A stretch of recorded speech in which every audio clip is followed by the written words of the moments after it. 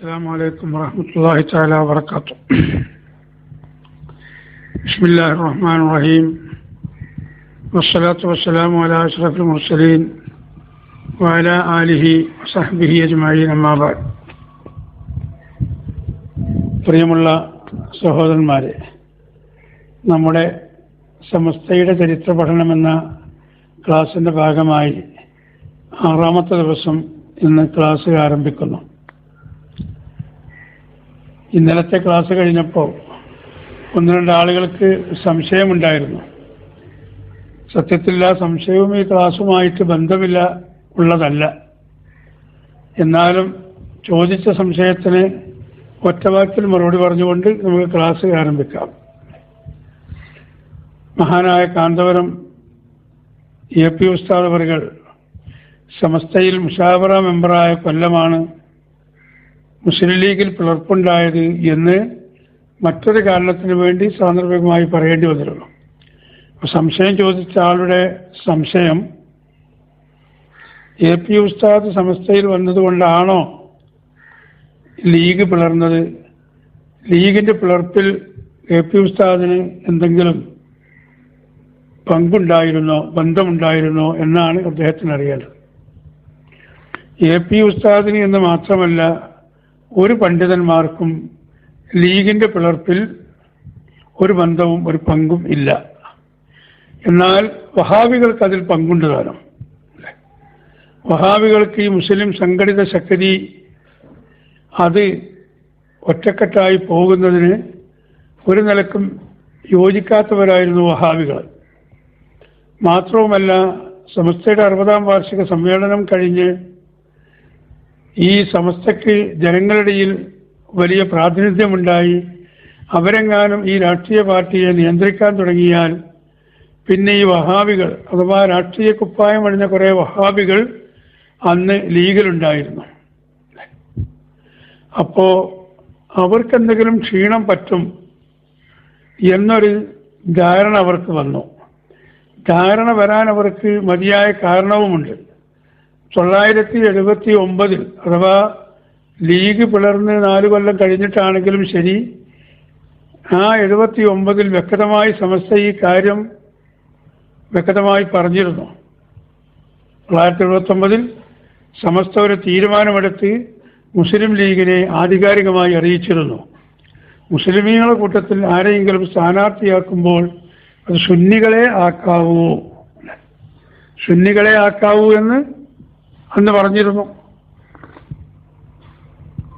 ഇത് നേരത്തെ കണ്ടുകൊണ്ടാണ് അല്ലേ, ഇത് 79 സമസ്ത ഈ തീരുമാനം പറഞ്ഞത്. പക്ഷേ 74 തന്നെ വഹാബികൾ ഇത് മനസ്സിലാക്കി. സമസ്ത എന്ന വലിയ ആ സംഘടന, അതിൻ്റെ പരിധിയിൽ ഈ രാഷ്ട്രീയ പാർട്ടി വന്നാൽ വഹാബികൾക്ക് ഒരു റോളും പിന്നെ ഈ രാജ്യത്തുണ്ടാവുകയില്ല. അപ്പോൾ അവർക്ക് കാര്യമായ സ്വാധീനം ഉണ്ടായിരുന്നു ഇത് പിളർക്കുന്നതിൽ. അതുകൊണ്ട് തന്നെ 2 കക്ഷികളിലും അവർ സജീവമായി പങ്കെടുക്കുകയും ചെയ്തു. അഖിലേന്ത്യാ ലീഗ് എന്ന് ഇവർ പറയുന്ന വിമത ലീഗിൽ എം കെ ഹാജിയും എ.വി. അബ്ദുറഹ്മാനി അടക്കമുള്ള ഉറച്ച മുജാഹിദുകളുണ്ടായപ്പോൾ യൂണിയൻ ലീഗ് എന്ന് പറയുന്ന അമത ലീഗിൽ സീതി ഹാജിയും അതുപോലെയുള്ള കടുത്ത ലീഗിൻ്റെ മുജാഹിദ് നേതാക്കളൊക്കെ മറുഭാഗത്തും അണിനിരന്നു. എന്നിട്ടോ മുജാഹിദിൻ്റെ ഏത് പരിപാടി ഉണ്ടെങ്കിലും അവിടെ ലീഗുകാരൊക്കെ പങ്കെടുക്കും. അവിടെ അവർക്ക് അമതൻ വിമതൻ എന്നുള്ള വ്യത്യാസമൊന്നുമില്ല. സുന്നത്ത് ജമാഅത്തിൻ്റെ പരിപാടിയിൽ ഏതെങ്കിലും ഒരു മുസ്ലിം ലീഗിൻ്റെ നേതാവ് പങ്കെടുത്താൽ അതിനെ അവർ ചോദ്യം ചെയ്യും, അവർ വിമതനായിട്ടാണ് പങ്കെടുത്തത് അല്ലേ. സുന്നികളുടെ പരിപാടിയിൽ മുസ്ലിം ലീഗിൻ്റെ ആരെങ്കിലും ഒരാൾ പങ്കെടുത്താൽ അവർ പറയും അവർ വിമതനായിട്ടാണ് പങ്കെടുത്തത്. സയ്യിദ് ഉമർ വാഫഖി തങ്ങളെ കൊയിലാണ്ടിയിൽ നടന്ന ഒരു സമ്മേളനത്തിൽ പങ്കെടുപ്പിച്ചതിന് അന്ന് ഔദ്യോഗിക ലീഗുകാരാകുന്ന വഹാബികളാകുന്ന ഈ പരിസകൾ പറഞ്ഞത് സയ്യിദ് ഉമർ വാഫഖി തങ്ങൾ വിമതനായത് കൊണ്ടാണ് സുന്നികൾ പങ്കെടുപ്പിച്ചത് എന്ന്. അങ്ങനെ ഈ പിളർപ്പിൻ്റെ ആഴം വർദ്ധിപ്പിക്കുവാൻ അവർ ശ്രമിച്ചു എന്നല്ലാതെ ബഹുമാനപ്പെട്ട കാന്തപുരം ഉസ്താദിനോ അതുപോലെ ശംസുൽ ഉലമക്കോ അങ്ങനെയുള്ള പണ്ഡിതന്മാർക്കൊന്നും മുസ്ലിം ലീഗിൻ്റെ ഈ പിളർപ്പിൽ ഒരു ബന്ധവും ഉണ്ടായിട്ടില്ല. അവരാരും അതിൽ ഭാഗവാക്കായിട്ടില്ല. ഒരു രാഷ്ട്രീയത്തിനും പ്രത്യേകമായി പിന്തുണ കൊടുക്കുകയോ ആരെയെങ്കിലും പ്രത്യേകമായി ആദരിക്കുകയോ മറ്റുള്ളവരെ നിരാകരിക്കുകയോ നിന്ദിക്കുകയോ ചെയ്തിട്ടില്ല എന്ന് അവരെ സംശയത്തിന് മറുപടി പറയുന്നു. മറ്റൊരാളുടെ സംശയം വേറെ ഒന്നാണ്. അതെന്താണ്? നമുക്കതും കൂടി ഒന്ന് വിശകലനം ചെയ്ത് ക്ലാസ്സിലേക്ക് കിടക്കാം. മറ്റൊരാളുടെ സംശയം, അഖില കേരള ജംഇയ്യത്തുൽ ഉലമ ഏത് സാഹചര്യത്തിലാണ് രൂപീകരിച്ചത്? അത് നമുക്കത് ചിന്തിക്കേണ്ട ആവശ്യമോ അതിനെക്കുറിച്ച് ചർച്ച ചെയ്യേണ്ട ആവശ്യമോ നമുക്കില്ല. ഒന്ന്, അത് സുന്നത്ത് ജമാഅത്തിന് എതിരായി രൂപീകരിച്ചതൊന്നുമല്ല. സമസ്ത കേരള ജംഇയ്യത്തുൽ ഉലമ എന്ന് പണ്ഡിതന്മാരൊക്കെ പേര് വെച്ച് ഇപ്പുറത്തെ സമസ്ത വന്നപ്പോൾ അതേ അർത്ഥം തന്നെയാണ് അഖില കേരള എന്ന് പറഞ്ഞാൽ. സമസ്ത എന്ന് പറഞ്ഞാൽ മുഴുവനും, സമസ്ത കേരള, കേരളം മുഴുവനും എന്ന് അതിനർത്ഥമുള്ളതുപോലെ അഖില കേരള എന്ന് പറഞ്ഞാൽ കേരളം മുഴുവനുമുള്ള ഒരു ഉലമാക്കളുടെ സംഘടന എന്ന നിലയ്ക്ക് കുറേ ആലിമീങ്ങൾ അത് രൂപീകരിച്ചിട്ട് അതിന് പ്രവർത്തിക്കാൻ ആരും ഇല്ലാതെയായി. ഒരു ബഹുജന പ്രസ്ഥാനം അവർക്ക് സംഘടിപ്പിക്കാൻ കഴിയാതെ വന്നു. പിന്നെ ഊർജ്ജസ്വലരായ പ്രവർത്തന രംഗത്ത് വരുന്ന പണ്ഡിതന്മാരും അതിലില്ലായിരുന്നു. കുറേ പണ്ഡിതന്മാരുണ്ട്, പക്ഷേ പണ്ഡിതന്മാരെ കൊണ്ട് മാത്രം നടക്കുന്നതല്ലല്ലോ ഈ പ്രവർത്തനങ്ങളൊന്നും. അങ്ങനെ പ്രവർത്തിക്കാതെ ആളില്ലാതെ വന്നപ്പോൾ അതിങ്ങനെ ഓട്ടോമാറ്റിക് അങ്ങോട്ട് നിന്നുപോയി. അതിലുള്ള പണ്ഡിതന്മാരൊക്കെ അങ്ങനെ വഫാത്തായി. അങ്ങനെ ആ സംഘടന അങ്ങോട്ട് കാലഹരണപ്പെട്ടു പോയി എന്നേ ഉള്ളൂ. പക്ഷേ ചില ആളുകൾ അവിടെ ഒരാരോപണം പിൽക്കാലത്ത് ഉന്നയിച്ചിരുന്നു. കാരണം വെല്ലൂർ ബാഖിയാത്ത് സ്വാലിഹാത്തിൽ നിന്നും ബിരുദം നേടി നാട്ടിലേക്ക് വന്ന എ.പി. അബൂബക്കർ മുസ്ലിയാർ ഒരു സംഘടനയിലും സജീവമായി പ്രവർത്തിക്കാതെ ദർസിലും ജനങ്ങളെ ഉത്ബോധനം നടത്തുന്ന വാദ പരിപാടിയിലും മാത്രം ശ്രദ്ധ ചെലുത്തി തൻ്റെ പ്രവർത്തന മണ്ഡലം ആ നിലക്ക് തിരിച്ചപ്പോൾ ആ എ.പി. ഉസ്താദ് അവരുടെ പരിചയക്കാരും അതുപോലെ എ.പി. ഉസ്താദിൻ്റെ ഏറ്റവും വേണ്ടപ്പെട്ട ആളുമായ പൂനൂർ കുഞ്ഞിബ്രാഹിം മുസ്ലിയാർ തുടങ്ങിയ ആളുകളൊക്കെ ഈ അഖില കേരള ജംഇയ്യത്തുൽ ഉലമയുമായി ബന്ധപ്പെട്ട് പ്രവർത്തിക്കുന്നവരായതുകൊണ്ടും അവരോടൊക്കെ എ.പി. ഉസ്താദിന് നേരത്തെ ഉണ്ടായിരുന്ന അടുപ്പം, അത് അഖില കേരള രൂപീകരിച്ചതിന് ശേഷമല്ല, നേരത്തെ തന്നെ തൻ്റെ നാട്ടുകാരനായ ഒരു വലിയ പണ്ഡിതൻ എന്നുള്ള നിലയ്ക്ക് അവരോടൊക്കെ പ്രത്യേകമായ അടുപ്പമുണ്ടായിരുന്നു. അപ്പോൾ ഒരു കാര്യത്തിലും അങ്ങനെ ഒരു സംഘടനാപരമായ കാര്യത്തിൽ അന്ന് രംഗത്ത് വരാത്തതിൻ്റെ പേരിൽ പിൽക്കാലത്ത് അവർ പറഞ്ഞു എ.പി. അബൂബക്കർ മുസ്ലിയാർ ഇങ്ങനെ അഖില കേരള ജംഇയ്യത്തുൽ ഉലമയുടെ ആളായിരുന്നു, അത് ക്ലച്ച് പിടിക്കാത്തത് കൊണ്ട് അതിൽ നിന്നിങ്ങനെ സമസ്തയിലേക്ക് മാറി ചവിട്ടിയതാണ് എന്ന്. അത് തികച്ചും ദുരുപദിഷ്ഠിതമാണ്. ആ വാദം 100% കളവാണ്.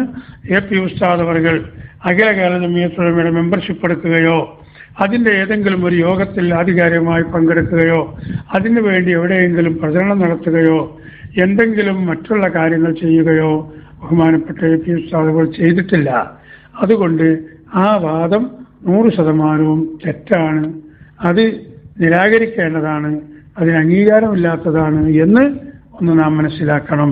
പിന്നെ അതെന്തിനു രൂപീകരിച്ചു എന്ന് ചോദിച്ചാൽ, എന്തിനു രൂപീകരിച്ചു നമ്മളാരും അന്വേഷിച്ചിട്ടില്ല, നമ്മൾ ആ ഭാഗത്തേക്ക് നീങ്ങിയിട്ടുമില്ല, പിന്നെ അതൊരു പ്രവർത്തന മണ്ഡലത്തിൽ ഉണ്ടായിട്ടുമില്ല. അതിൻ്റെ പേരിൽ അതിനെക്കുറിച്ച് നമുക്ക് ചർച്ച ചെയ്യേണ്ട ആവശ്യവും ഇല്ല. പിന്നെ മറ്റൊരാൾ സംശയം ചോദിച്ചത്, ബഹുമാനപ്പെട്ട ശംസുൽ ഉലമ ഇ.കെ. അബൂബക്കർ മുസ്ലിയാർ അബുൽ ഹസൻ അലി നദ്വി എന്ന ആളെ സ്വീകരിക്കാൻ വേണ്ടി പോയല്ലോ. അത് പോയി എന്നുള്ളത് ശരിയാണ്. അത് ഞാൻ നേരത്തെ പറഞ്ഞില്ലേ, അവരിങ്ങനെ അഖിലേന്ത്യ ആൾ ഇന്ത്യ പേഴ്സണൽ ലോ ബോർഡിൻ്റെ ഒരു മെമ്പർമാരെന്ന നിലയിൽ അവരിങ്ങനെ അഖിലേന്ത്യാ പര്യടനം നടത്തുന്ന കൂട്ടത്തിൽ കോഴിക്കോട് വന്നിറങ്ങിയപ്പോൾ ഇവരെ സ്വീകരിക്കാൻ എ.പി. ശംസുൽ ഉലമ മഹാനവറുകളും പോയി. ആ പോയതൊക്കെ തന്നെയാണ് സമസ്ത മുശാവറയിൽ ആളുകൾ ചർച്ച ചെയ്യുകയും നമ്മുടെ ഈ പ്രഖ്യാപിത ലക്ഷ്യങ്ങൾക്ക് വിരുദ്ധമാണിതൊക്കെ. കാരണം അബുൽ ഹസൻ അലി നദ്വി എന്നവർ തബ്ലീഗുകാരനാണെന്ന് പറയപ്പെടുന്നു. നമ്മുടെ കേരളവുമായി അങ്ങനെ ബന്ധവുമൊന്നും ഇല്ലാത്ത ആളുമാണ്. ആ അബുൽ ഹസൻ അലി നദ്വി വഹാബികളോട് കൂടെയുണ്ട്, മറ്റുള്ളവരോട് കൂടെയുണ്ട് എന്നൊക്കെയുള്ള ആരോപണം നിലനിൽക്കെ അവരെ സ്വീകരിക്കാൻ പോയത് ശരിയല്ല എന്നാണ് സമസ്ത കേരള ജംഇയ്യത്തുൽ ഉലമയുടെ മുശാവറയിൽ വെച്ച് ബഹുമാനപ്പെട്ട ഇ.കെ. അബൂബക്കർ മുസ്ലിയാരോട് ബാക്കി മെമ്പർമാർ പറഞ്ഞത്. അപ്പോൾ അതങ്ങനെ പോയി എന്നുള്ളത് അത് സുന്നികൾക്ക് അംഗീകരിക്കാൻ കഴിയാത്ത കാര്യമാണെന്ന് ഉത്തരവാദപ്പെട്ടവർ ബഹുമാനപ്പെട്ട ശംസുൽ ഉലമയുടെ ശ്രദ്ധയിൽപ്പെടുത്തുകയും അവരതിനുചിതമായ ചർച്ചകൾ നടത്തി തീരുമാനമെടുക്കുകയും ചെയ്തതുകൊണ്ട് അണികളായ നാം ബഹുമാനപ്പെട്ട ശംസുൽ ഉലമ പോയതും മറ്റൊന്നും ആ വിഷയത്തിൽ ചർച്ച ചെയ്യേണ്ടതില്ല ഇപ്പോൾ പ്രത്യേകിച്ചും. കാരണം അങ്ങനെയൊക്കെയുള്ള ചില കാര്യങ്ങൾ ഉരുത്തിരിഞ്ഞു വന്നതിൻ്റെ പേരിലാണ് നാം സമസ്ത യഥാർത്ഥ ആശയത്തിൻ്റെ പേരിൽ പുനഃസംഘടിപ്പിക്കേണ്ടി വന്നത് എന്ന് അവരെ പ്രത്യേകമായി ഓർമ്മപ്പെടുത്തുന്നു. ആ സംശയത്തിന് നിവാരണം അത് മതിയാകുമെന്ന് ഞാൻ മനസ്സിലാക്കുന്നു. ഇനി നമ്മുടെ ക്ലാസ്സുകളിലേക്ക് നമുക്ക് തുടക്കം കുറിക്കാം, ആരംഭിക്കാം, മടങ്ങി വരാം ഇൻഷാ അല്ലാഹ്. മിനിഞ്ഞാന്ന് നാം നിർത്തിവെച്ച അവിടെ നിന്ന് അങ്ങോട്ട് നമ്മളെ ക്ലാസ് ഇനി ആരംഭിക്കാം. സുന്നി യുവജന സംഘത്തിൻ്റെ ഐതിഹാസികമായ സമ്മേളനം ഒരു ചരിത്ര സംഭവമായി എന്നും അത് ജനമനസ്സുകളിലും റെക്കോർഡിലും നിലനിൽക്കുന്ന രൂപത്തിൽ വളരെ ആഘോഷമായി തന്നെ എറണാകുളത്ത് സമാപിച്ചു. അന്ന് ആലുവ മണൽപ്പുറത്ത് ഞങ്ങൾ പോയി തിരിച്ചു വന്നപ്പോൾ സുന്നി യുവജന സംഘത്തിൻ്റെ സമ്മേളനം നടത്തുന്ന സ്റ്റേജ് ആ മൈതാനിയുടെ മധ്യത്തിലായിരുന്നു ഉണ്ടായിരുന്നത്. ഞങ്ങൾ തിരിച്ചു വരുമ്പോഴേക്ക് തന്നെ ഏകദേശം ആ സ്റ്റേജിൻ്റെ മുൻഭാഗം മുതൽ മിക്കവാറും ആ മൈതാനി, ആ ഗ്രൗണ്ട് ആളുകളെ കൊണ്ട് നിറഞ്ഞിരിക്കുന്നു. ഇനി ആലുവയിൽ അവിടെ നിർത്തിയ 10,000 അവർ ഒന്നായിട്ട് ഇങ്ങോട്ട് ഒഴുകിയെത്തിയാൽ അതിൽ നിന്ന് ആർക്കും ഈ ഗ്രൗണ്ടിലേക്ക് കയറാൻ സാധിക്കുകയില്ല. പെട്ടെന്ന് തന്നെ നേതാക്കളും ഉത്തരവാദപ്പെട്ട പ്രവർത്തകന്മാരും നൊടിയിട കൊണ്ട് 2 ദിവസമായി കെട്ടിയുണ്ടാക്കിയ സ്റ്റേജ് പെട്ടെന്ന് പൊളിക്കുകയും ഗ്രൗണ്ടിൻ്റെ മറ്റൊരു ഭാഗത്തേക്ക് അഥവാ ഒരു തലക്കലേക്ക് അത് മാറ്റി സ്ഥാപിക്കുകയും ചെയ്തു. അതുകൊണ്ട് തന്നെ പഴയ വീഡിയോ ആരുടെയെങ്കിലും ഉണ്ടെങ്കിൽ പരിശോധിച്ചാൽ ആ സ്റ്റേജിൻ്റെ പ്രൗഢി വളരെ കുറഞ്ഞതായിട്ട് കാണാൻ കഴിയും. കാരണം പെട്ടെന്നൊരു മണിക്കൂർ കൊണ്ട് അയൽമീങ്ങൾക്ക് കയറിയിരിക്കാൻ പറ്റിയ ഒരു സ്റ്റേജ് താൽക്കാലികമായി നിർമ്മിക്കുകയാണ് ചെയ്തത്. അതിൻ്റെ മുകളിൽ ഒരു താർപ്പായിട്ട് ഒരു തുണി കൊണ്ട് ചെറിയൊരു സീലിംഗും നടത്തി, അത്രയേ ആ സ്റ്റേജിനുള്ളൂ. നാം 60ാം വാർഷികം SYSന്റെ മലപ്പുറം ജില്ല കോട്ടക്കലെടുത്ത് എടരിക്കോട് നടത്തിയപ്പോൾ നല്ല പ്രൗഢമായ സ്റ്റേജ്, 1-ാം നമ്പർ സ്റ്റേജ്. മാത്രവുമല്ല VIP-കൾക്കൊന്ന്, പിന്നെ മറ്റുള്ളവർക്ക് വേറെ ഒന്ന്, അങ്ങനെ പല സംവിധാനത്തോടുകൂടെയും എല്ലാ ഒരുക്കങ്ങളോടുകൂടെയുമായിരുന്നു. എന്നാൽ നിയോജന സംഘത്തിൻ്റെ എറണാകുളം സമ്മേളനത്തിൻ്റെ സ്റ്റേജിന് അങ്ങനത്തെ ഒരു പ്രൗഢിയുമില്ല. കാരണം ഏകദേശം ഒരു 2 മണിക്ക് ആ സ്റ്റേജ് പൊളിക്കുകയും അരമണിക്കൂർ കൊണ്ട് പൊളിച്ച് പിന്നെ 1 മണിക്കൂർ കൊണ്ട് അഥവാ ഒരു 3:30-4 മണിയായപ്പോഴേക്കും സ്റ്റേജിൻ്റെ പണി അപ്പുറത്ത് ഏകദേശം പൂർത്തിയായിരുന്നു. അസംസ്കാരം കഴിഞ്ഞ് സമ്മേളനം തുടങ്ങുന്ന പ്രാർത്ഥന നടക്കുന്ന സമയത്താണ് സ്റ്റേജിൻ്റെ മറ്റ് ചെറിയ ചെറിയ പണികളൊക്കെ തീർക്കുന്നത്. അങ്ങനെ പെട്ടെന്ന് ആ സ്റ്റേജ് ഈ സമ്മേളന നഗരിയുടെ ഒരു തലക്കിലേക്ക് മാറ്റിയതിൻ്റെ പേരിൽ ഏതാനും ആളുകൾക്ക് കൂടി ആ സമ്മേളന നഗരിയിൽ പ്രവേശിക്കാൻ കഴിഞ്ഞു. എന്നാലും 10,000 സമ്മേളന നഗരിക്ക് പുറത്ത് ശ്വാസമടക്കി പിടിച്ചുകൊണ്ട് ഇന്നത്തേതുപോലെ ഒരു LCD സമ്പ്രദായമോ മറ്റോ ഒന്നും അന്ന് പെട്ടെന്ന് ഉണ്ടാക്കാൻ കഴിഞ്ഞില്ല. മാത്രവുമല്ല അതിനൊരു സംവിധാനം ആദ്യം ആലോചിച്ചതുമില്ല. കാരണം സമ്മേളനം തുടങ്ങുന്നതിൻ്റെ ആ ആദ്യത്തെ ദിവസം അവരുടെ സമ്മേളനത്തിൽ പങ്കെടുക്കരുതെന്ന് തങ്ങളും ബീവിയും ഒന്നായിട്ട് പറഞ്ഞതാണല്ലോ. അപ്പോൾ വലിയ ആളുകളൊന്നും എത്തുകയില്ല എന്ന ഒരു ധാരണയും നേതാക്കളുടെ മനസ്സിൽ ഉൾക്കൊണ്ടു. അതിൻ്റെ പേരിൽ കാര്യമായ സജ്ജീകരണം നടത്താത്തതിൻ്റെ പേരിൽ 10,000-കണക്കിന് ആളുകൾ വളരെ പ്രയാസം സഹിച്ചാണ് അന്നത്തെ സമ്മേളനത്തിൻ്റെ ആ പ്രസംഗങ്ങൾ കേട്ടതും സമ്മേളന നഗരി വീക്ഷിച്ചതുമെല്ലാം. എന്നാലും പ്രസിദ്ധമായിരിക്കുന്ന ഒരു ഒരു സംഘടനയുടെ സമ്മേളനം എന്നുള്ള നിലയ്ക്ക് ആളുകൾ മുഴുവനും മുതൽ ഒരുമിച്ച് കൂടുകയും ഉള്ളത് കൊണ്ട് തൃപ്തിപ്പെടുകയും ചെയ്ത് സമ്മേളനം ഒരു ചരിത്ര സംഭവമാക്കി മാറ്റി എന്നത് വളരെ അധികം ചാരിതാർത്ഥ്യമായി ഇന്നും നമുക്ക് സ്മരിക്കാൻ കഴിയും. അങ്ങനെ മഹാനായ ഉള്ളാൾ തങ്ങൾ അവർകൾ, ബഹുമാനപ്പെട്ട AP ഉസ്താദ് അവർകൾ, അതുപോലെയുള്ള മഹാന്മാരായിരിക്കുന്ന നേതാക്കൾ എല്ലാവരും വളരെ കൂലങ്കഷമായി തന്നെ സുന്നത്ത് ജമാഅത്തിന്റെ കാര്യങ്ങൾ വളരെ വിശദമായി സംസാരിച്ചുകൊണ്ട് ജനങ്ങളെ ഉത്ബുദ്ധരാക്കി.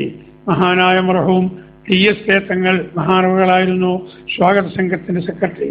മഹാനവറുകൾ സ്വാഗത പ്രസംഗം അത് നടത്തുന്ന സമയത്ത് 1-2 പ്രാവശ്യം വികാരഭരിതനായി വിങ്ങിപ്പൊട്ടി കരച്ചിൽ വരെ ഉണ്ടായി. കാരണം അത്രമാത്രം പീഡനമായിരുന്നു രാഷ്ട്രീയ സുന്നികളിൽ നിന്ന് ആ സമ്മേളനത്തിനെതിരെ വന്നത്. എന്നിട്ടും കേരളത്തിലുള്ള സുന്നി കേരളം 100% ആ സമ്മേളനത്തിന് അംഗീകരിക്കുകയും മഹാന്മാരായ നേതാക്കളുടെ വാക്കുകൾ സ്വീകരിച്ചുകൊണ്ട് സമ്മേളനം വിജയിപ്പിക്കാൻ രംഗത്തിറങ്ങുകയും ചെയ്തു എന്ന കാരണം കൊണ്ട് ഇത് അന്ന് വരെ കൊച്ചി അഥവാ എറണാകുളം കണ്ടിട്ടില്ലാത്ത, തെക്കൻ കേരളം കണ്ടിട്ടില്ലാത്ത, ഒന്നുകൂടി പറഞ്ഞാൽ കേരളത്തിൽ ഒരിടത്തും സംഘടിപ്പിക്കാൻ കഴിയാത്ത അത്രമാത്രം സുന്നി പ്രവർത്തകന്മാരെ സംഘടിപ്പിച്ചുകൊണ്ട് ഉജ്ജ്വല പരിസമാപ്തി കുറിച്ച് സന്തോഷഭരിതരായിട്ടാണ് സുന്നത്ത് ജമാഅത്തിന്റെ പ്രവർത്തകരും നേതാക്കളും അണികളുമൊക്കെ എറണാകുളത്ത് നിന്നും മടങ്ങിപ്പോകുന്നത്. അതിനുശേഷവും ഈ വൈതാളികരുടെ കുതന്ത്രങ്ങൾ പിന്നെയും തുടർന്നു വന്നപ്പോഴാണ് സമസ്ത കേരള ജംഇയ്യത്തുൽ ഉലമയിൽ ഒരു പുനഃസംഘടനയ്ക്ക് വിധേയമായി കാര്യങ്ങൾ നീങ്ങുന്നത്. എന്തായിരുന്നു പിന്നീടുള്ള അവസ്ഥ നമുക്കതൊന്ന് പരിശോധിക്കാം. എല്ലാ രാഷ്ട്രീയ തമ്പുരാക്കളുടെയും രാഷ്ട്രീയ മൗലാനമാരുടെയും എല്ലാ പ്രലോഭനങ്ങളും ചവറ്റുകൊട്ടയിലേക്ക് തള്ളി സുന്നി കേരളം മഹാന്മാരായ ഈ നേതാക്കളുടെ മുന്നിൽ അടിയുറച്ചു നിൽക്കുന്നത് കണ്ടപ്പോൾ ഈ രാഷ്ട്രീയക്കാർക്ക് എന്തെന്നില്ലാത്ത വെപ്രാളമുണ്ടായി. അപ്പോഴാണ് സയ്യിദ് ഉമർ ഫഖി തങ്ങളുടെ നേതൃത്വത്തിൽ കോഴിക്കോട് മുസ്ലിം ലീഗിൻ്റെ സ്റ്റേറ്റ് കമ്മിറ്റി ഓഫീസിൽ ബഹുമാനപ്പെട്ട ശംസുൽ ഉലമയെ വിളിച്ചു വരുത്തി അവർ ചില തീരുമാനങ്ങൾ എടുക്കുന്നത്. ഇനി സംശയം പിന്നീട് ചോദിക്കാൻ നിൽക്കണ്ട, ആ സംശയം ഉണ്ടാകുന്നതിന് മറുപടിയും കൂടി ഈ സന്ദർഭത്തിൽ തന്നെ പറയുന്നു. ശംസുൽ ഉലമയെ അവിടെ വിളിച്ചു വരുത്തിയതും അവർ ചർച്ച ചെയ്യുന്നതും നീ കണ്ടോ, അല്ലെങ്കിൽ എന്താണ് അതിന് തെളിവ് എന്നായിരിക്കും ഈ ക്ലാസ് ശ്രദ്ധിക്കുന്ന ആളുകളുടെ സംശയം. മുസ്ലിം ലീഗിൻ്റെ ഓഫീസിലുണ്ടായിരുന്ന നമ്മുടെ ഒരു സുന്നി പ്രവർത്തകൻ, സുന്നത്ത് ജമാഅത്തിനോട് 100% അഭികാമ്യം പുലർത്തിയിരുന്ന ഒരു ലീഗ് പ്രവർത്തകൻ കൂടിയാണ്. അദ്ദേഹത്തിൻ്റെ പേര് പരസ്യമായി പറയൽ അനുചിതമായതുകൊണ്ട് മാത്രം ഞാൻ ആ പേര് പറയുന്നില്ല. ആ പ്രവർത്തകൻ ശംസുൽ ഉലമയുടെ വരവും സയ്യിദ് ഉമർ ഫഖി തങ്ങളുടെ നേതൃത്വത്തിൽ ലീഗിൻ്റെ നേതാക്കളുടെ ചർച്ചയുമൊക്കെ അദ്ദേഹത്തിൻ്റെ ശ്രദ്ധയിൽപ്പെട്ടപ്പോൾ മഹാനായ മർഹൂം അവേലത്ത് സയ്യിദ് കുഞ്ഞിസീതി കോയ തങ്ങൾക്ക് വിവരമറിയിക്കുന്നു, ഇങ്ങനെ ഒരു സംഭവം ലീഗ് ഓഫീസിൽ നടക്കുന്നുണ്ട്.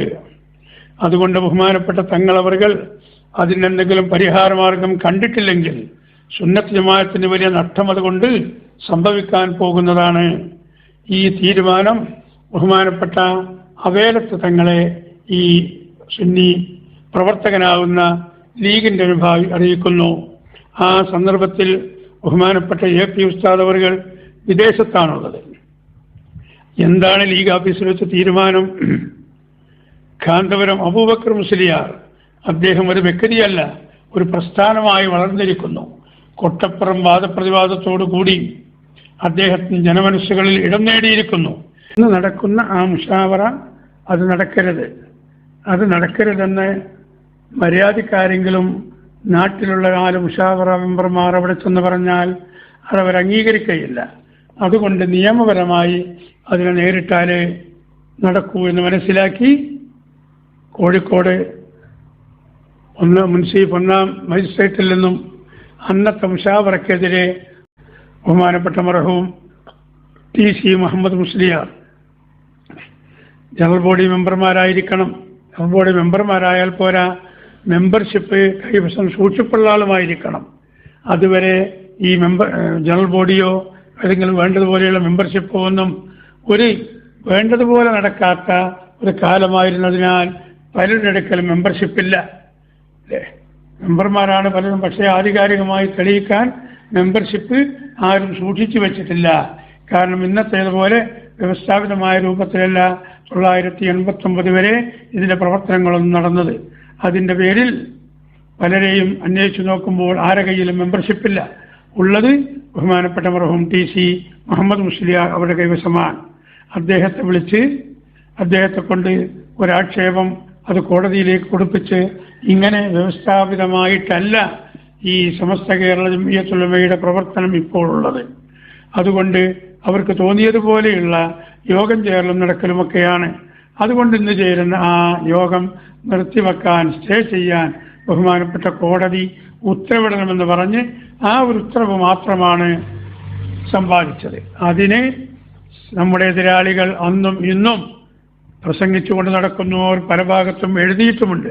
സമസ്തക്കെതിരെ കേസ് കൊടുത്തു, സമസ്തക്കെതിരെ അന്നും ഇന്നും ഒരു കേസും കൊടുത്തിട്ടില്ല എന്നൊരു യാഥാർത്ഥ്യമാണ്. അന്ന് ചേരുന്ന ആ മുഷാവറ നടക്കരുത്. അത് നടന്നിരുന്നുവെങ്കിൽ ഇവിടെ സുന്നത്ത് ജമാഅത്ത് ഉണ്ടാകുമായിരുന്നില്ല. അതിനുവേണ്ടിയാണ് അന്ന് സ്റ്റേ ചെയ്യിച്ചത്. അത് സമസ്തക്കെതിരെയുള്ള കേസല്ല, സംഘടനാപരമായ കേസാണ്. സമസ്തയിലുള്ള ഏതെങ്കിലും ഒരു വ്യക്തികൾക്കെതിരെയുള്ള കേസല്ല. കണ്ണിയത്ത് ഉസ്താദിനെ കോടതി കയറ്റി, ശംസുൽ ഉലമയെ കോടതി കയറ്റി ഇല്ലേ. ഒരാൾ ഇപ്പോഴും അടുത്ത് വിശദീകരിക്കുന്നത് കേട്ടു. ആ മുഷാവറ യോഗം നടക്കുന്ന അന്ന് അവിടെ എത്തിയപ്പോഴാണ് മാനു മുസ്ലിയാരും മറ്റും അറിഞ്ഞത്. എന്നിട്ട് അവര് വാഴക്കാട്ടേക്ക് കണ്ണിയത്ത് ഉസ്താദിന്റെ വീട്ടിലേക്ക് പോയി തികച്ചും കള്ളത്തരം പറയുകയാണ്. കണ്ണിയത്ത് ഉസ്താദ് ആ യോഗത്തിന് വരാനെന്ന് തീരുമാനിച്ചിട്ടില്ല. കാരണം 978 ശേഷം വളരെ കുറഞ്ഞ മുഷാവറ യോഗത്തിലാണ് ബഹുമാനപ്പെട്ട കണ്ണിയത്ത് ഉസ്താദ് പങ്കെടുത്തിട്ടുള്ളൂ. 978 ശേഷമുള്ള 989 വരെയുള്ള 10-11 ദീർഘമായ കൊല്ലത്തിനിടയിൽ വളരെ കുറഞ്ഞ മുഷാവറ യോഗത്തിന് മാത്രമാണ് ബഹുമാനപ്പെട്ട കണ്ണിയത്ത് ഉസ്താദ് പങ്കെടുത്തിട്ടുള്ളൂ. കാരണം ശാരീരിക അവശത കാരണം ബഹുമാനപ്പെട്ടവർ വീട്ടിൽ വിശ്രമിക്കുകയായിരുന്നു. അതുകൊണ്ട് അതൊക്കെ ഉള്ളാളത്തെ മുദ്രിച്ച് നോക്കിക്കോളും. ബഹുമാനപ്പെട്ട ഉള്ളാളം തങ്ങളെക്കുറിച്ച് ബഹുമാനപ്പെട്ട കണ്ണിയത്ത് ഉസ്താദിന്റെ മതിപ്പ് അത്രയാണ്. അതൊക്കെ ഉള്ളാളത്തെ മുദ്രിച്ച് നോക്കിക്കോളും. അഥവാ കണ്ണിയത്ത് ഉസ്താദ് വനേശം ഒരു യോഗത്തിന് വന്നിട്ടുണ്ടെങ്കിൽ തന്നെ, ഉദാഹരണത്തിന് അരീക്കാട് പള്ളിയിലേക്ക് പ്രശ്നം നടക്കുമ്പോൾ നിർബന്ധമായും കുറച്ച് അവശതയുണ്ടെങ്കിൽ തന്നെ ബഹുമാനപ്പെട്ട കണ്ണിയത്ത് ഉസ്താദിനെ അന്ന് യോഗത്തിന് കൂട്ടിക്കൊണ്ടുവന്നു.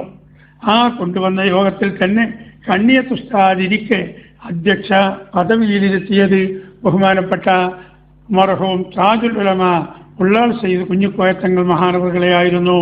അത്രമാത്രം ബഹുമാനവും ആദരവും സ്നേഹവുമായിരുന്നു ബഹുമാനപ്പെട്ട തങ്ങളോട് മർഹൂം കണ്ണിയത്ത് ഉസ്താദിനുണ്ടായിരുന്നത്. അതുകൊണ്ട് തന്നെ ഈ യോഗത്തിന്റെ വിവരം ഇവർ കണ്ണിയത്ത് ഉസ്താദിനോട് പറയുകയോ കണ്ണിയത്ത് ഉസ്താദിനെ അറിയിക്കുകയോ കണ്ണിയത്ത് ഉസ്താദിനെ കൊണ്ടുവരാനുള്ള ശ്രമം നടത്തുകയോ ഉണ്ടായിട്ടില്ല. എന്നിട്ട് ഈ പ്രാസംഗികന്മാർ പച്ചക്കളവ് വിളിച്ചു പറയുന്നു. ഈ കോഴിക്കോട് 10-11 മണിക്കാണ് ഈ കോടതിയിൽ നിന്നും കോടതിയുടെ ഉദ്യോഗസ്ഥൻ വന്ന് കേസ് ഇങ്ങനെ സ്റ്റേ ഉണ്ട്, അതുകൊണ്ട് നിങ്ങൾ യോഗം ചേരാൻ പാടില്ല എന്ന് പറഞ്ഞുള്ള മെമ്മോ കൊടുക്കുന്നത്. ആ മെമ്മോ കിട്ടിയതിനു ശേഷം ബഹുമാനപ്പെട്ട ശംസുൽ ഉലമ എല്ലാവരോടും പറഞ്ഞു ഇന്ന് ചേരാൻ പറ്റില്ല, പിരിഞ്ഞു പോകാമെന്ന് പറഞ്ഞ് ഓരോരുത്തരും പിരിഞ്ഞു പോയതാണ്. എന്നിട്ട് ഇവർ പറയുന്നത് മാനു മുസ്ലിയാരും ഹൈദർസ് മുസ്ലിയാരും കണ്ണിയത്ത് ഉസ്താദിന്റെ അടുക്കൽ ചെന്നു, ഇന്ന് യോഗം ചേരേണ്ടിയിരുന്നു, കാന്തപുരം കേസ് കൊടുത്തിട്ടുണ്ട്, അതുകൊണ്ട് യോഗം നടക്കില്ല എന്ന് പറഞ്ഞപ്പോൾ എന്നെ പോലീസ് പിടിക്കുമോ എന്ന് കണ്ണിയത്ത് ഉസ്താദ് ചോദിച്ചു എന്നല്ലേ. എന്നെ പോലീസ് പിടിക്കുമോ? ഒരു പക്ഷേ ഇവർ തെറ്റിദ്ധാരണ പിന്നീട് പറഞ്ഞു വരത്തിയിട്ടുണ്ടായിരിക്കും. നിങ്ങളെ പേരിൽ കേസ് കൊടുത്തിട്ടുണ്ട്, പോലീസ് നിങ്ങളെ നോക്കി വരുമെന്നൊക്കെ പിന്നെ പറഞ്ഞ് പഠിപ്പിച്ചു കൊടുത്തിട്ടുണ്ടായിരിക്കാം. ഇതൊരു പോലീസ് പിടിക്കേണ്ട കേസല്ല, ഇതൊരു സ്റ്റേ മാത്രമാണ്. അതും താൽക്കാലികമായി ആ ഒരൊറ്റ യോഗം ചേരുന്നതിന് മാത്രമാണ് സ്റ്റേ ഉള്ളതും. എന്നിട്ട് അബദ്ധജടിലങ്ങളായ വാദങ്ങൾ ഉന്നയിച്ച് സുന്നത്ത് ജമാഅത്തിന്റെ പ്രവർത്തകന്മാരെ തെറ്റിദ്ധരിപ്പിക്കാൻ വേണ്ടി മാത്രമാണ് ചേളാരികൾ അതിന് ശേഷം ഇന്ന് വരെ ശ്രമിച്ചിട്ടുള്ളത്. അതല്ലാതെ സമസ്തക്കെതിരെയുള്ള കേസോ മറ്റോ ആയിരുന്നില്ല. എന്തായിരുന്നു അതിന്റെ പരിണിത ഫലം നമുക്ക് ഒന്ന് വിശകലനം ചെയ്യാം. അങ്ങനെ ആ മുഷാവറ അന്ന് പിരിയുകയും പിന്നീട് രണ്ടാമത് മുഷാവറ വീണ്ടും വിളിക്കുകയും ചെയ്തു. ഈ ഒരു മുഷാവറക്ക് മാത്രമാണ് സ്റ്റേ ഉണ്ടായിരുന്നത്. അത് ആ മുഷാവറ പിരിഞ്ഞതോടുകൂടി തന്നെ ആ സ്റ്റേ നീങ്ങിയിരുന്നു. രണ്ടാമതൊരു മുഷാവറ വിളിക്കുന്നതിനോ സമസ്തയുടെ ദൈനംദിന പ്രവർത്തനങ്ങൾ മുന്നോട്ട് കൊണ്ടുപോകുന്നതിനോ ആരും ഒരു കേസും അപ്പോൾ ഒരു കോടതിയിലും കൊടുത്തിട്ടില്ല. പിന്നീട് രണ്ടാമത് മുഷാവറ പിന്നെയും ചേർന്നു. ആ മുഷാവറയിൽ വെച്ച് ഇവർ ചില തീരുമാനങ്ങൾ എടുക്കുന്നു. മഹാനായ മർഹൂം ശംസുൽ ഉലമ ഇ.കെ. അബൂബക്കർ മുസ്ലിയാരുടെ നേതൃത്വത്തിൽ അന്ന് ആ മുഷാവറയിൽ പങ്കെടുത്തത് 21 ആളുകളായിരുന്നു. 21 പേര് മാത്രം. അന്ന് മുഷാവറയിൽ നിലവിലുണ്ടായിരുന്ന ആളുകൾ 29 ആളുകളെ ഉള്ളൂ. 40 ആളുകളിൽ 11 ആളുകൾക്ക് ചില 3-4 ആളുകൾ മരണപ്പെട്ടവരും മറ്റു ചില ആളുകൾ കണ്ണിയത്തുസ്താദ് അടക്കം ശാരീരിക അവശത കൊണ്ടും മറ്റ് കാരണങ്ങളെ കൊണ്ടും യോഗത്തിൽ വരാത്തവരുമായിരുന്നു. അന്ന് വിളിച്ച മുഷാവറയിലുണ്ടായത് മൊത്തം 21 പേരാണ്. ആ 21 പേരടങ്ങുന്ന ആ മുഷാവറയിൽ വെച്ച് ചില കാര്യങ്ങളൊക്കെ ചർച്ച ചെയ്യുകയാണ്. ഈ രൂപത്തിൽ മുന്നോട്ട് പോയാൽ നമ്മുടെ സുന്നത്ത് ജമാഅത്തിന് ഉള്ള വളർച്ച അത് മുരടിച്ചു പോകും. അതുകൊണ്ട് സെക്രട്ടറിയുടെ അടുക്കൽ ഇന്ന അപാകതകളൊക്കെ ഉണ്ടായിട്ടുണ്ട്. മുതലക്കുളം മൈതാനിയിൽ വഹാബികൾ, മൗദൂദികൾ, തബ്ലീഗുകാർ അവരെ കൂടെ ഇരുന്നിട്ട് ആ വഹാബികൾ ഉന്നയിച്ച വാദഗതിക്ക് മറുപടി പറയാതിരിക്കുക എന്ന ഒന്ന്, അതുപോലെ തബ്ലീഗിനോട് ബന്ധമുണ്ടെന്ന ആ നേതാവിനെ സ്വീകരിക്കാൻ പോയി എന്നുള്ള ഇത്തരം കാര്യങ്ങളൊക്കെ ചർച്ച ചെയ്യുകയും ആ ചർച്ച നടന്നുകൊണ്ടിരിക്കുന്ന സമയത്ത് ബഹുമാനപ്പെട്ട ശംസുൽ ഉലമ ഇ.കെ. അബൂബക്കർ മുസ്ലിയാർ പറഞ്ഞു, ഇപ്പോൾ തന്നെ സമസ്തയുടെ മുഷാവറ ചേരുന്നതിന് സ്റ്റേ വന്നിരുന്നു. അതുകൊണ്ടാണല്ലോ കഴിഞ്ഞ മുഷാവറ ചേരാൻ കഴിയാതെയായി വന്നത്. അതുകൊണ്ട് ഇനിയും അതിനങ്ങനെയുള്ള നിയമ നടപടികളൊക്കെ വരുമ്പോൾ ആ കാര്യങ്ങൾ പരിപൂർണമായിട്ട് കൈകാര്യം ചെയ്യാൻ അതിൻ്റെ സെക്രട്ടറി എന്നുള്ള നിലക്ക് സെക്രട്ടറിക്ക് അധികാരം കിട്ടണം. മുഷാവറ മെമ്പർമാരിൽ ആർക്കും അതിന് വിയോജിപ്പില്ലായിരുന്നു. കാരണം ഒരു സംഘടനയുടെ ബൈലോ അനുസരിച്ച് തന്നെ അതിൻ്റെ വ്യവഹാരങ്ങളും മറ്റ് കാര്യങ്ങളുമൊക്കെ നടത്താൻ ഉത്തരവാദപ്പെട്ട ആളാണ് അതിൻ്റെ ജനറൽ സെക്രട്ടറി. പക്ഷേ ഇങ്ങനെ ഒരു പ്രശ്നമായ ഘട്ടത്തിൽ വെറും സെക്രട്ടറിയെ മാത്രം അധികാരപ്പെടുത്തിയാൽ പോരാ, നമുക്കതിന് ഒരു സമിതിയെ നിശ്ചയിക്കാം. 4-5 ആളുകളുള്ള ഒരു സമിതി. ആ സമിതി ചർച്ച ചെയ്ത് ആവശ്യമായ തീരുമാനങ്ങളെടുത്ത് കോടതിയിൽ പോകേണ്ടത് അതിന് മറ്റെന്തെങ്കിലും കാര്യങ്ങൾ നടത്തുന്നതിന് അങ്ങനെ നമുക്ക് തീരുമാനമെടുക്കാമെന്ന് മറ്റുള്ള മെമ്പർമാർ വളരെ സൗമ്യമായി പറഞ്ഞപ്പോൾ മറ്റു ചില മെമ്പർമാർ, അഥവാ രാഷ്ട്രീയം തലക്ക് ബാധിച്ച കുറേ ആലിമീങ്ങളും അന്ന് മുഷാവറയിലുണ്ടായിരുന്നു. അവർ വളരെയധികം ശക്തമായി ആക്രോശിക്കുന്നത് ഞങ്ങൾക്കിവിടെ ഭൂരിപക്ഷമുണ്ട്, ആ ഭൂരിപക്ഷം അടിസ്ഥാനത്തിൽ ഞങ്ങളങ്ങനെ ചെയ്യും. അപ്പോഴും മഹാനായ മർഹൂം താജുൽ ഉലമ സുന്നത്ത് ജമാഅത്തിന്റെ വളർച്ചയും സുന്നത്ത് ജമാഅത്തിന്റെ ശക്തിയുമാണ് അവരുടെ ലക്ഷ്യം. ആ സുന്നത്ത് ജമാഅത്തിന്റെ സംഘടനയിൽ ഒരു വിള്ളലുണ്ടാകാൻ പാടില്ലെന്ന നിലയ്ക്ക് ഒന്നുകൂടി ഒരു സമവായത്തിന് വേണ്ടി പിന്നെയും പറയുന്നു, അതിനാകാം ജനറൽ സെക്രട്ടേറിയറ്റിന് അതിനെ അധികാരപ്പെടുത്താം. ആ യോഗത്തിൽ വന്ന് അധ്യക്ഷം വഹിച്ച് അത് നിയന്ത്രിക്കുന്ന ആളുകൂടിയാണ് ബഹുമാനപ്പെട്ട താജുൽ ഉലമ ഉള്ളാത്തങ്ങൾ അവർക്ക്. പക്ഷേ അന്ന് കരുതിക്കൂട്ടി മറ്റൊരു വൈസ് പ്രസിഡന്റായ കെ അബൂബക്കർ ഹസരത്തിനെ ബഹുമാനപ്പെട്ട ശംസുൽ ഉലമ ഇ.കെ. അബൂബക്കർ മുസ്ലിയാർ അധ്യക്ഷ സ്ഥാനത്തേക്ക് ക്ഷണിച്ചു. അപ്പോഴും ബഹുമാനപ്പെട്ട താജുൽ ഉലമ അതിന് നീരസം പ്രകടിപ്പിച്ചില്ല. കാരണം സുന്നത്ത് ജമാഅത്ത് അത് നല്ല നിലയിൽ മുന്നോട്ട് പോകട്ടെ എന്ന നിലയ്ക്ക് ഈ കെ ഹസരത്തിന്റെ അധ്യക്ഷതയിൽ ഈ യോഗ തീരുമാനമുണ്ടാകുമ്പോൾ സീനിയർ വൈസ് പ്രസിഡന്റായ ബഹുമാനപ്പെട്ട ഉള്ളാൾ തങ്ങൾ പിന്നെയും ഒന്ന് പറഞ്ഞു നോക്കി, നമുക്ക് നല്ലത് ഇങ്ങനെയാണ്, നമുക്കൊരു 4-5 ആളുകളടങ്ങുന്ന ഒരു സമിതി അതിനുവേണ്ടി ചെയ്യിക്കാം. എന്നിട്ട് ഇങ്ങനത്തെ എന്തെങ്കിലും പ്രശ്നം വരുമ്പോൾ ഈ 5 ആളുകൾ കൂടി ആലോചിച്ച് യുക്തമായ തീരുമാനമെടുക്കലല്ലേ നല്ലത്. അങ്ങനെ ഒരു സമിതി വരുമ്പോൾ നിശ്ചയമായും അതിൽ കാന്തപുരവും ഉള്ളാട്ടങ്ങളും ഉണ്ടാകുമെന്ന് ഇവർക്കറിയാം. അതുകൊണ്ട് തന്നെ അവർ അതിന് തടസ്സവാദം ഉന്നയിച്ചു. എന്നിട്ട് അവർ പറഞ്ഞു, ഞങ്ങൾക്കിങ്ങനെ ഭൂരിപക്ഷമുണ്ട്, ആ ഭൂരിപക്ഷത്തിന്റെ അടിസ്ഥാനത്തിൽ ഞങ്ങൾക്ക് തോന്നിയതുപോലെ ഞങ്ങൾ തീരുമാനിക്കുമെന്ന് പറഞ്ഞപ്പോൾ മഹാനായ മർഹൂം താജുൽ ഉലമ മഹാനവറുകൾ ആ ഇരിക്കുന്ന കസേരയിൽ നിന്ന് എഴുന്നേറ്റുകൊണ്ട് റഹ്മാനായ റബ്ബെ, സുന്നത്ത് ജമാഅത്തിന് ഉപകരിക്കുന്ന ഒരു തീരുമാനം എടുക്കാത്ത ഒരു സംഘടനയിൽ അതിൻ്റെ അധ്യക്ഷ സ്ഥാനത്തിരിക്കാനോ അതിൻ്റെ ഭാരവാഹിയാകാനോ ഞാൻ ആഗ്രഹിക്കുന്നില്ല. അതിനുള്ളൊരു തൗഫീഖ് തരത് തമ്പുരാനെ. സുന്നത്ത് ജമാഅത്തിന് വേണ്ടിയാണ് മഹാന്മാർ ഇവിടെ സ്ഥാപിച്ചത്, അതിന് വിരുദ്ധമായ നീക്കങ്ങളാണ് കാണുന്നത്. അതുകൊണ്ട് ഞാനിതിനെ അംഗീകരിക്കുന്നില്ല എന്ന അർത്ഥത്തിൽ ബഹുമാനപ്പെട്ട താജുൽ ഉലമ എഴുന്നേറ്റ് ആ യോഗം നടക്കുന്ന ഹാളിന്റെ കോവണിപ്പടി വരെ എത്തുന്ന സമയത്ത് ബഹുമാനപ്പെട്ട ശംസുൽ ഉലമ തന്റെ ശിഷ്യനായിട്ട് പോലും വളരെ കൂടുതൽ ബഹുമാനിക്കുന്ന ആളായിരുന്നു തങ്ങളെ. എന്നിട്ടും ശംസുൽ ഉലമ ഒന്നുകൂടി തങ്ങളുടെ അടുക്കലേക്ക് ചെന്നു, തങ്ങളെ നിങ്ങൾ പോകല്ലേമെന്ന് പറഞ്ഞു. പക്ഷേ നിശ്ചയദാർഢ്യതയുള്ള തങ്ങൾ ഞാൻ ഒറ്റക്കാണെങ്കിലും സുന്നത്ത് ജമാഅത്തിന് വേണ്ടി പോരാടുമെന്നുള്ള ആ നിശ്ചയദാർഢ്യതയോടുകൂടി ബഹുമാനപ്പെട്ടവർ കോണിയിറങ്ങി താഴേക്ക് വന്നു. ശംസുൽ ഉലമ തിരിച്ച് കസേരയിലും വന്നിരുന്നു. പിന്നീട് എന്തുണ്ടായി? ബഹുമാനപ്പെട്ട താജുൽ ഉലമ അവറുകൾ മുശാവറ ഹാളിൽ നിന്നും താഴെ എത്താൻ തുടങ്ങുമ്പോഴാണ് മറ്റുള്ള മെമ്പർമാർ ആ മുശാവറയിൽ നിന്നും എഴുന്നേൽക്കുന്നത്.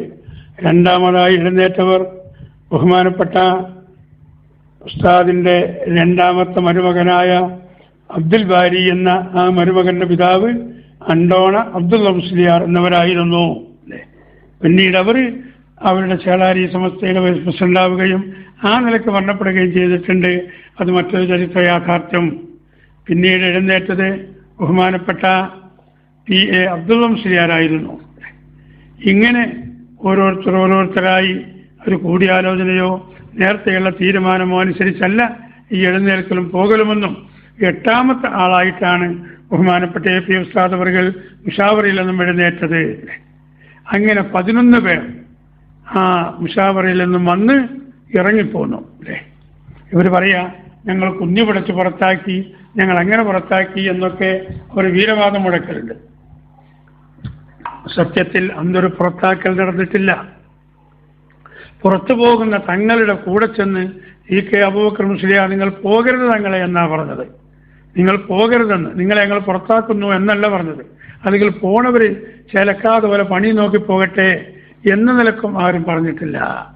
ഓരോരുത്തരും അവരവരുടെ ഇഷ്ടാനുസരണം അവർ ഇറങ്ങിപ്പോന്നു. ഇനി മറ്റൊരു ന്യായം പറഞ്ഞാൽ സുന്നത്ത് ജമാഅത്തിലോ ദീനിലോ ഭൂരിപക്ഷം നോക്കിയല്ല കാര്യങ്ങളൊന്നും തീരുമാനിക്കൽ അല്ലേ. ഭൂരിപക്ഷം നോക്കിയാൽ ഒരു പക്ഷേ ഒരു മഹല്ലത്തിൽ 500 ആളുകളുണ്ട് ഉദാഹരണത്തിന്. അതിന് 450 ആളുകൾ നിസ്കരിക്കാത്തവരും 50 ആളെ നിസ്കരിക്കുന്നുള്ളൂ. അങ്ങനത്തെ ഒരു മഹല്ലാണ്. അങ്ങനെ വെക്കുക എങ്കിൽ ഈ നിസ്കരിക്കാത്തവരൊക്കെ കൂടിയിട്ട് പറയുന്നു ഞങ്ങൾ ഭൂരിപക്ഷമുണ്ട് ഇവിടെ, അവിടെ പള്ളിയിൽ ബാങ്ക് വിളിക്കണ്ട, ഇവിടെ ജുമാ നടത്തണ്ട, നിസ്കാരം ആവശ്യമില്ല എന്ന് ഇസ്ലാമിൽ പറയാൻ പറ്റില്ല. കാരണം ഭൂരിപക്ഷം നോക്കി തീരുമാനിക്കുന്ന മതമല്ല ഇസ്ലാം. സത്യം എവിടെയാണോ, യാഥാർത്ഥ്യം എന്താണോ അതിനനുസരിച്ചാണ് ഇസ്ലാമിന്റെ തീരുമാനം. അതുകൊണ്ട് ആ ഭൂരിപക്ഷം എന്ന നിലക്ക് പറയുന്നതല്ല. ഒരു ജനായത്തെ അടിസ്ഥാനത്തിലുള്ള ഭൂരിപക്ഷത്തിന് പറഞ്ഞാൽ 21 ആളിൽ നിന്ന് 11 ആൾ ഇറങ്ങിപ്പോന്നാൽ ആ ഇറങ്ങിപ്പോരലിനാണ് അന്ന് ഭൂരിപക്ഷം. പിന്നീട് അതിൽ നിന്ന് 5 ആളുകൾ ഈ ഭാഗത്ത് സജീവമായി ഉണ്ടായിട്ടില്ലെങ്കിലും സജീവമല്ലെങ്കിലും ബഹുമാനപ്പെട്ട PA അബ്ദുള്ള മുസ്ലിയാർ അവർ മറ്റേ മുശാവറയുടെ യോഗത്തിന്റെ മരണം വരെ പിന്നെ പോയിട്ടില്ല. അപ്പൊ ഈ ആളുകളെ ഒന്നും 11 ആളെ പുറത്താക്കിയെന്നോ അല്ലെങ്കിൽ അതിൽ നിന്ന് 6 ആളെ പുറത്താക്കിയെന്നോ അല്ലെങ്കിൽ AP അബൂബക്കർ മുസ്ലിയാരെ മാത്രം പുറത്താക്കിയെന്നോ എന്നൊന്നും അപ്പോൾ അവർ തീരുമാനിച്ചിട്ടില്ല.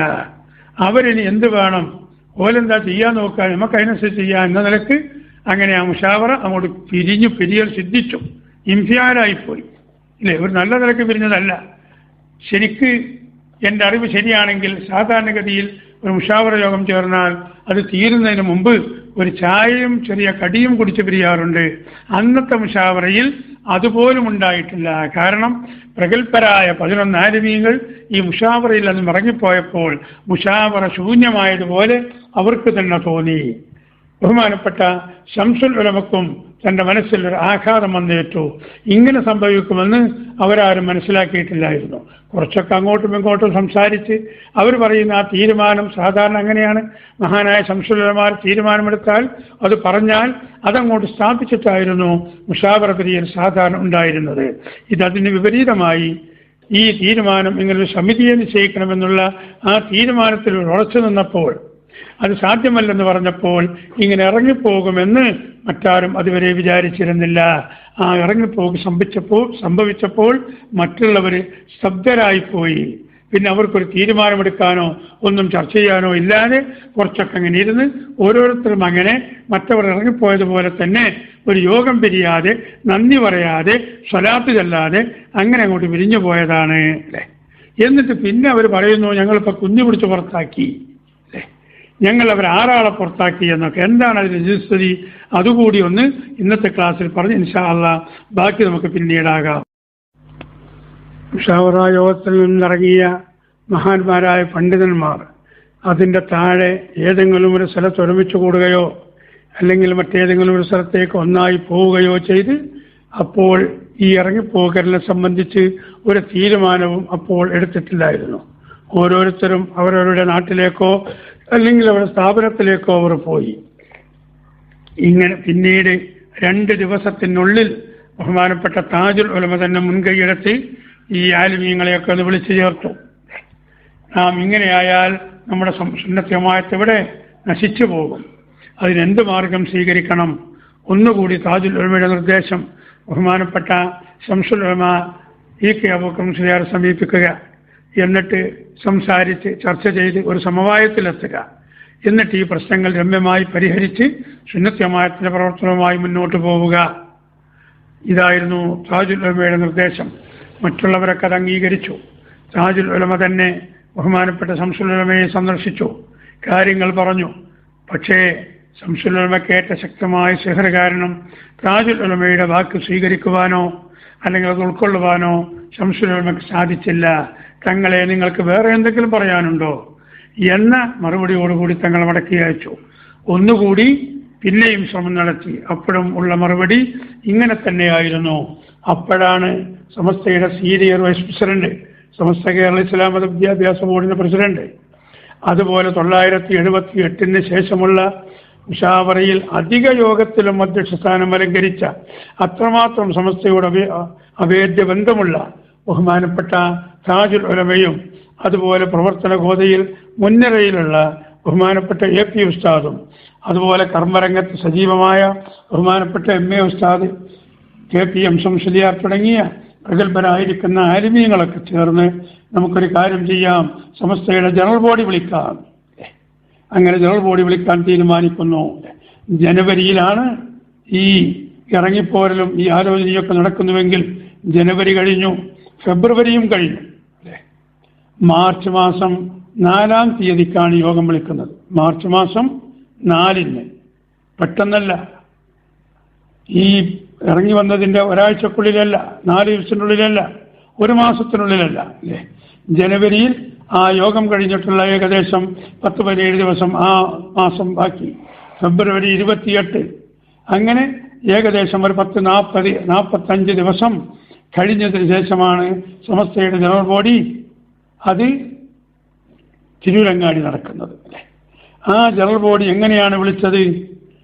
താജുൽ ഉലമക്ക് പറ്റിയ കുറച്ചാളുകളെ അവിടെ സംഘടിപ്പിച്ചുകൊണ്ട്, അല്ലെങ്കിൽ കാന്തപുരത്തിന് പറ്റിയ കുറച്ചാളുകളെ അവിടെ സംഘടിപ്പിച്ചുകൊണ്ട് ഒരേകപക്ഷീയ തീരുമാനം എടുത്തതല്ല. കേരളത്തിൽ മുശാവറ മെമ്പറാകാൻ അർഹതയുള്ള അഥവാ അൽഫിയ, ഫുതുഹുൽ ഇൽമി, തഫ്സീർ, മിഷ്കാത്ത് തുടങ്ങിയ കിതാബുകൾ ഓതുകയും അത് ദർസ് നടത്താൻ കഴിയുകയും ചെയ്യുന്ന ആലിമീങ്ങളാണ് സമസ്ത മുശാവറയുടെ ജനറൽ ബോഡി മെമ്പർമാർ. ഒന്നുകൂടി മനസ്സിലാക്കണം. അൽഫിയ, ഫതുഹുൽ മുഈൻ അല്ലേ, അതുപോലെ തഫ്സീർ, മിഷ്കാത്ത് തുടങ്ങിയ ഗ്രന്ഥങ്ങൾ വേണ്ടതുപോലെ ഓതി പഠിക്കുകയും അത് ദർസ് നടത്താനും കഴിയുന്ന, പേരിന് ഓതിയാൽ പോരാ, അത് ദർസ് നടത്താൻ താലിമീങ്ങൾക്ക് പറഞ്ഞു കൊടുക്കാനും കഴിയണം. അങ്ങനെയുള്ള ആളുകളെ ജനറൽ ബോഡി മെമ്പർമാർ തന്നെ ആവുകയുള്ളൂ അല്ലേ. മുശാവറ മെമ്പർമാരാണെങ്കിലോ അവര് നല്ല ആലിമീങ്ങൾ തന്നെ ആയിരിക്കണം. തുഹഫയടക്കം ദർസ് നടത്താൻ കഴിവുള്ളവരാകണം. ഫതുഹുൽ ബാരി ചൊല്ലിക്കൊടുക്കാൻ കഴിവുള്ളവരായിരിക്കാൻ കഴിവുള്ളവരാകണം. അങ്ങനെയുള്ള ആളുകളെ മുശാവറയുടെ അഥവാ വർക്കിംഗ് കമ്മിറ്റിയിലേക്ക് വരാൻ പാടുള്ളൂ. ഇത് ജനറൽ ബോഡിയിൽ തന്നെ ഈ തസ്തികയിലുള്ളവരാണ് വേണ്ടത്. അന്നത് പരിശോധിച്ചു നോക്കുമ്പോൾ ഏകദേശം 6000-ഓളം ആലിമീങ്ങൾ കേരളത്തിലുണ്ട്. അവർക്ക് മുഴുവനും പോസ്റ്റൽ ഓർഡർ വെച്ച് കത്തെഴുതി.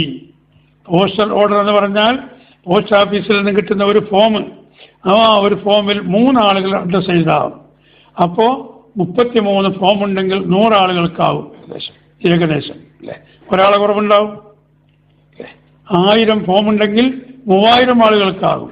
2000 ഉണ്ടെങ്കിൽ 6000. അങ്ങനെ 2000-ഓളം ഫോമുകൾ വാങ്ങി പോസ്റ്റൽ ഓർഡറായിട്ട് കത്തെഴുതിയപ്പോൾ ആക്കിയാൽ പിന്നെ അദ്ദേഹത്തിന്റെ പ്രവർത്തനങ്ങൾക്കോ അദ്ദേഹത്തിന്റെ ആഹ്വാനങ്ങൾക്കോ പ്രസക്തി ഉണ്ടാവുകയില്ല എന്ന് ബഹുമാനപ്പെട്ട ശംസുൽ ഉലമ മഹാനവറുകളെ ഈ രാഷ്ട്രീയ ഭിക്ഷാന്തേഹികൾ പറഞ്ഞു ധരിപ്പിച്ചു.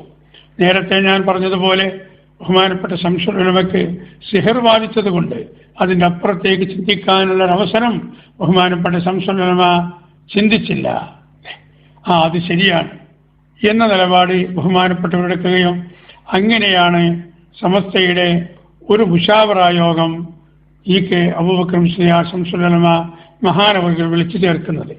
ഈ മുശാവറ യോഗം വിളിച്ചു ചേർക്കുന്നതിൻ്റെ ഒരൊറ്റ ലക്ഷ്യം, ആ മുശാവറ യോഗത്തിൽ അവർക്ക് പറ്റിയ കുറച്ച് ആളുകളെ പങ്കെടുപ്പിച്ച്, ആ മുശാവറയിൽ അവർക്ക് പറ്റിയ കുറച്ച് ആളുകളെ പങ്കെടുപ്പിച്ച്, ഇത് പറയാനുള്ള കാരണം ആ മുശാവറ അന്ന് നടക്കുന്ന സമയത്ത് എം.എ. അബ്ദുൽ ഖാദർ മുസ്ലിയാർ മർഹൂം നൂർ ഉലമ അവർ നാട്ടിലുണ്ട്. ബഹുമാനപ്പെട്ടവരെ ആ മുശാവറയിലേക്ക് വിളിച്ചിട്ടില്ല. മർഹൂം P.A. അബ്ദുള്ള മുസ്ലിയാർ ആ മുശാവറയിലേക്ക് വിളിച്ചിട്ടില്ല. ഷെറിയ ആലിക്കുഞ്ഞ് മുസ്ലിയാർ ആ മുശാവറയിലേക്ക് വിളിച്ചിട്ടില്ല. ഇപ്പോൾ ഒരു മരണത്തിൽ വിവാദമാക്കി ആവശ്യമില്ലാത്തവർ കോലാഹലം സൃഷ്ടിക്കുന്ന ചെമ്പരിക്ക ഖാദി ബഹുമാനപ്പെട്ടവരെ ആ മുശാവറയിലേക്ക് വിളിച്ചിട്ടില്ല. അണ്ടോണ മഹീദ്ദീൻ മുസ്ലിയാർ നാട്ടിലുണ്ട്, അവരെ ആ മുശാവറയിലേക്ക് വിളിച്ചിട്ടില്ല. A.B. മാനിപ്പ മുസ്ലിയാർ അദ്ദേഹത്തെ വിളിച്ചിട്ടില്ല. അലനല്ലൂർ അബ്ദുള്ള മുസ്ലിയാർ അവരെ വിളിച്ചിട്ടില്ല. അങ്ങനെ ഇന്ന് നമ്മുടെ ഭാഗത്ത് അഥവാ വഫാത്ത് വരെ തരുന്ന ഒരു പണ്ഡിതന്മാരെയും വിളിക്കാതെ അവർക്ക് മാത്രം അവരുടെ ആ വാദങ്ങൾ മാത്രം അംഗീകരിക്കുന്ന ഏതാനും ആളുകൾ മാത്രം കൂടിയൊരു മുശാവറ, ഇങ്ങനെ മുശാവറ ചേരുന്നുണ്ടെന്ന് അറിഞ്ഞപ്പോൾ മുശാവറയുടെ ജനറൽ ബോഡി വിളിച്ചിട്ടുണ്ട്, അതിൽ സംബന്ധിക്കണം, അതിൽ എന്തിനാണ് വിളിച്ചത് എന്നുള്ള അജണ്ടയും കൂടി അതിൽ ഉൾപ്പെടുത്തി. മുശാവറ പുനഃസംഘടിപ്പിക്കുക എന്നാണ് പ്രധാന അജണ്ട. സാധാരണ വരവ് ചെലവ് മറ്റേ കണക്കൊക്കെ പലതും ഉണ്ടാവും. ആ കൂട്ടത്തിൽ പ്രധാനമായിരിക്കുന്ന അജണ്ട മുശാവറ പുനഃസംഘടിപ്പിക്കുക എന്ന അജണ്ട വെച്ചുകൊണ്ടായിരുന്നു. അങ്ങനെ 5000-ലധികം ആളുകൾക്ക് അന്ന് കത്തെഴുതിയിട്ടോ എന്താണുണ്ടായത് അതുകൂടി ഒന്ന് പറഞ്ഞ് ഇൻഷാ അല്ലാഹ് നമുക്കിനി അടുത്ത ക്ലാസ് ആരംഭിക്കാം. അത് അടുത്ത ക്ലാസ്സിൽ പറയാം. ഇപ്പോൾ ഒരു ഏകദേശം മനസ്സിലായിട്ടുണ്ടായിരിക്കും. ബാക്കി ഇൻഷാ അല്ലാഹ് നമുക്ക് ഇതിൻ്റെ ബാക്കിയായിട്ട് നാളെ തുടരാം. അള്ളാഹു തൗഫീഖ് ചെയ്യട്ടെ. അസ്സലാമു അലൈക്കും വറഹ്മത്തുള്ളാഹി വബറകാതുഹു.